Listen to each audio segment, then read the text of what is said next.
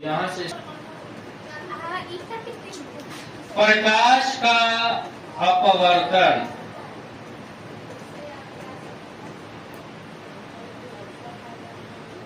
प्रकाश का अपवर्तन के बारे में हम लोग को क्या करना है? जानना है, समझना है और पढ़ना है। ठीक है, तो हम लोग प्रकाश के अपवर्तन में पिछले क्लास में पढ़े थे, कुछ पढ़े थे ना? और क्या पढ़े थे कि प्रकाश यदि न जी कौन सा माध्यम से, एक माध्यम से दूसरे माध्यम में प्रवेश करता है, क्या करता है? प्रवेश करता है, प्रवेश करता है। क्या करता है? प्रवेश करता है। तो कौन माध्यम में? नहीं, केवल पारदर्शी माध्यम। और पारदर्शी माध्यम में हमने बताया था हवा, पानी, कांच। नहीं तो इसी में ना कि क्या मिट्टी में? नहीं, उसमें समझ में आएगा अपवर्तन? नहीं समझ में आएगा। तो केवल और केवल किस में हम लोग? प्रकाश किसमें? पारदर्शी पदार्थ में। उसी में हम लोग क्या कर सकते हैं? अपवर्तन को देख सकते हैं।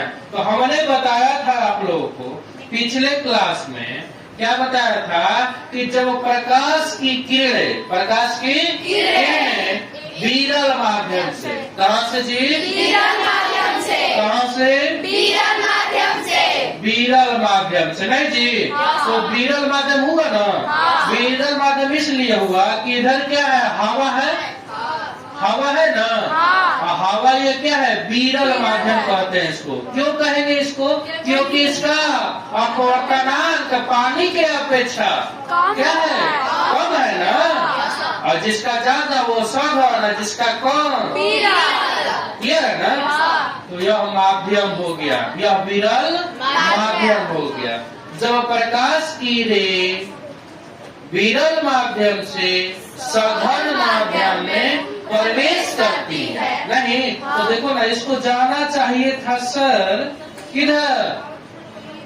सीधा ना? इसको किधर जाना चाहिए था?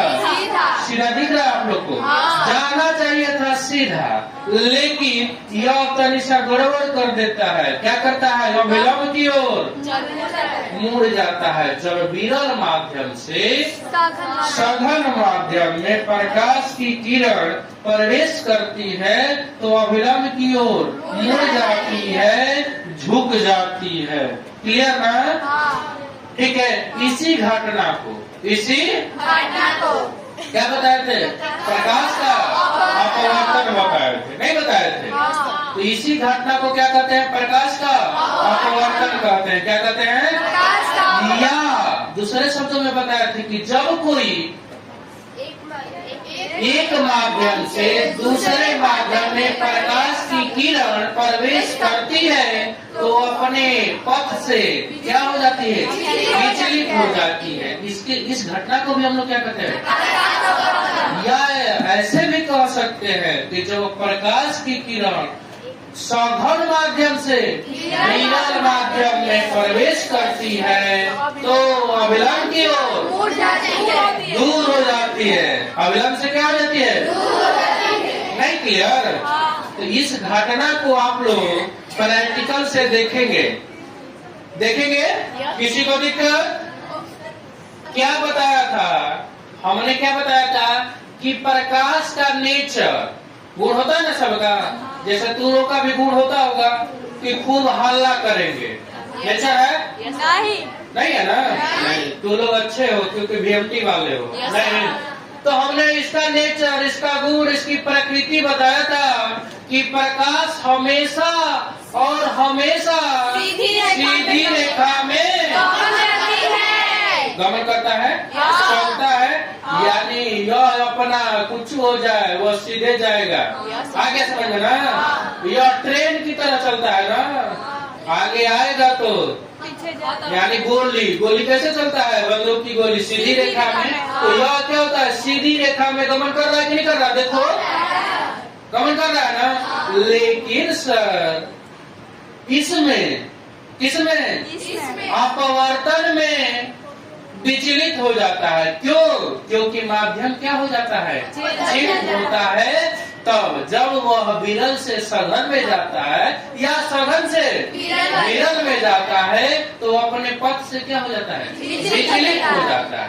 नहीं तो इसको तो लोग देखना चाहेगा, नहीं तो क्या करेगा, देखेगा और देखेंगे कि यह जो है, देखो जी यह कांच है ना, कांच, और हम लोग हवा में है, हवा में है तो यह जो लाइट हमने लेजर लाइट लिया है, ठीक है, यह लेजर लाइट लिया है ना, तो यह हम लोग विरल माध्यम में, और यह कांच जो है सघन माध्यम, क्योंकि इसका अपवर्तनांक क्या है, ज्यादा है, क्या है। तो देखो ना जब हम रे यहाँ पर क्या कर रहे हैं, क्या कर रहे हैं, यहाँ से गुजार रहे हैं, तो देखो ना यहाँ पर यह तिरछा हो रहा है कि नहीं हो रहा है, हो रहा है ना तिरछा, यानी यह किसके कारण, अपवर्तन के कारण ही ऐसा संभव हो पा रहा है। देख लो, आ रहा समझ में ना, तिरछा हो रहा है, सबको दिख रहा है, देखो नहीं दिख रहा है क्या, सबको दिख रहा है, हाँ पीछे हम दिखा रहे हैं आप लोग को, क्लियर ना, समझ में आ रहा है कि जब आप प्रकाश की रे एक माध्यम से दूसरे माध्यम में जाती है तो अपवर्तन के बाद क्या होती है, मार्ग से भटक जाती है, नहीं विचलित हो जाती है। इसी घटना को प्रकाश का देखेंगे। तो जो फिगर हमने बताया है, जो फिगर बताया है हमने, उसको सिर्फ इस ग्लास में एक लाइट को हमने क्या किया, लेजर लाइट की सहायता से, और इसमें पानी है तो देखो अविलंब से मुड़ता हुआ आप लोग को नजर आ रहा होगा। हमने आप लोग को बता दिया कि प्रकाश का अपवर्तन कैसे होता है, आप लोग को दिखा भी दिया, और हमने आप लोग को बताया था पिछले क्लास में कि प्रकाश के अपवर्तन के कारण ही पानी से भरा हुआ गिलास, पानी से भरा हुआ गिलास का पेंदी ऊपर उठा हुआ दिखाई देता है, नहीं जी।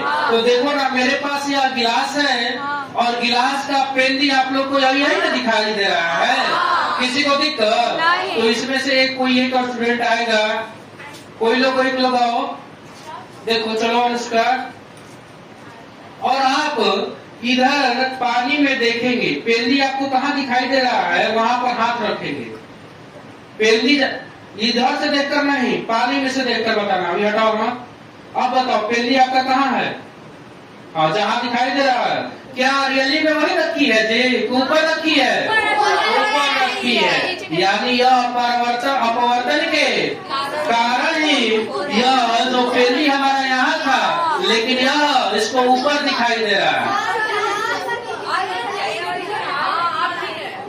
नहीं दिखाई दे रहा है। देखो ठीक है, यह गिलास है, गिलास का क्या है, गिलास में क्या भरा हुआ है, पानी भरा हुआ है। अब बताओ रियलिटी में यह जो पानी का गिलास का पेंदी कहाँ है, यहाँ है, लेकिन आप इसमें देखकर बताओ कि पेंदी कहाँ है, पकड़ोगी देखकर, इसमें पेंदी आपका कहाँ है, क्या जी वास्तविक पेंदी से यह जो पकड़ी है, ऊपर पकड़ी है कि नहीं पकड़ी है, पकड़ी है ना। तो यह घटना जो हो रही है प्रकाश के अपवर्तन के कारण ही हो रहा है, क्लियर हुआ, किसी को दिक्कत। उसी प्रकार अगर पानी में यदि हम किसी सिक्के को डाल देते हैं, किसी सिक्के को डाल देते हैं तो यह ऊपर उठा हुआ दिखाई देता है, क्या ऊपर उठा हुआ दिखाई आप लोग को दे रहा है, दिखाई दे रहा है ना, नहीं दिखाई दे रहा है जी, देखो तो ऊपर उठा हुआ दिखाई नहीं दे रहा है, दे रहा है, और इसी के कारण, किसके कारण, प्रकाश के अपवर्तन के कारण, नहीं। और एक चीज और मैं बताया था आप लोग को कि प्रकाश के अपवर्तन के कारण ही पानी से भरा हुआ गिलास या बाल्टी में कोई छड़ पेंसिल डाल देते हैं तो आप लोग क्या दिखाई देता है, क्या दिखाई देता है, टेढ़ा दिखाई देता है, नहीं मुड़ा हुआ दिखाई देता है। तो देखो ना क्या सीधा दिखाई दे रहा है, क्या मुड़ा हुआ दिखाई दे रहा है, किसी को डाउट, तो यह घटना सब किसके कारण हो रहा है, किसके कारण, क्या प्रकाश के अपवर्तन को आप लोग भूल जाएंगे, याद रहेगा। तो प्रकाश का अपवर्तन वैसी घटना है जब प्रकाश की किरण एक माध्यम से दूसरे माध्यम में प्रवेश होता है तो अपने मार्ग से क्या होता है? और अगर विरल से सघन में जाएगा तो अविलंब से दूर हो जाएगा। मुड़ जाएगा। अविलंब क्यों? मुड़ जाएगा। और यदि सघन से विरल में जाएगा तो अविलंब से दूर हो जाएगा। क्लियर ना? तो यह टॉपिक आप लोग को अच्छे से समझ में आ गया? आप लोगों ने देख लिया? तो जिससे मन करेगा उससे पूछ सकते हैं। विरल माध्यम किसे कहते हैं जी? जिस माध्यम का अपवर्तनांक कम होता है उसे विरल माध्यम कहते हैं। दूसरे माध्यम के अपेक्षा, यह मैंने बताया कि दूसरे माध्यम के अपेक्षा जिसका अपवर्तनांक कम होता है उसको हम लोग क्या कहते हैं? विरल माध्यम कहते हैं। क्लियर ना? चलिए आप बताएंगे सघन माध्यम किसे कहते हैं? दूसरे माध्यम की अपेक्षा जिस माध्यम का अपवर्तनांक सबसे अधिक होता है उसे सघन माध्यम। गुड। नहीं जी, यानी दूसरे माध्यम के अपेक्षा नहीं, जिसका अपवर्तनांक क्या हो? सबसे अधिक हो, ज्यादा हो, उसको क्या कहते हैं? सघन माध्यम कहते हैं। एग्जाम्पल बता सकती हो? जैसे में पानी किसके अपेक्षा? किसके अपेक्षा? कौन से माध्यम के? पानी क्या सघन भी हो सकता है? किसके अपेक्षा? हवा के अपेक्षा। नहीं जी, हवा के अपेक्षा पानी क्या है? सघन माध्यम है। यही रहता पानी या कांच, तो कांच क्या हो जाता है? सघन हो जाता है और पानी क्या हो जाता है? विरल हो जाता है। क्लियर ना?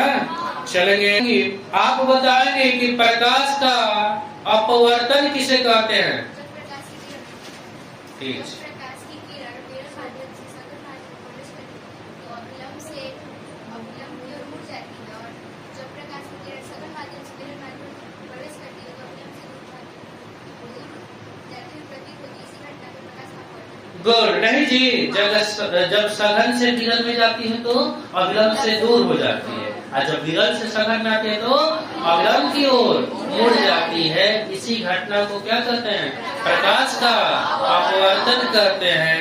और अब खड़ी हो जाएंगी शिल्पी, आप बताएंगे कि प्रकाश के अपवर्तन के कितने नियम होते हैं? प्रकाश के अपवर्तन से 2 नियम होते हैं। पहला नियम आप केवल बताएंगे।